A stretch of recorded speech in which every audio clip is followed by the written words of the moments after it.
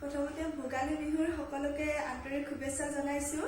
এইবাৰ আমি ভোগালী বিহুত কি বনাইছোঁ এবাৰ দেখাই দিওঁ আৰু প্ৰথমতে বনাইছোঁ আমি এইটো হ'ল তিল পিঠা আৰু লগতে আৰু এখন আছে নাৰিকলৰ পিঠা, মানে নাৰিকল আৰু তিল পিঠা এনেকৈ মিক্স কৰি বনাইছোঁ আৰু এইটো নাৰিকলৰ চিৰা আৰু এইটো আছে আপোনাৰ তেল পিঠা আৰু এইটো আপোনাৰ গুড়ৰ লাড্ডু, গুড় নাৰিকল এনেকৈ মিক্স কৰি কিনে হয়তো গুড়ৰ লাড্ডু আৰু লগতে আপোনাৰ এইটো আছে তিলৰ লাড্ডু আৰু এইটো আছে আপোনাৰ গুড়িৰ লাড্ডু আৰু এইটোতো একদম মোৰ ফেভৰেট হয় নাৰিকলৰ লাড্ডু।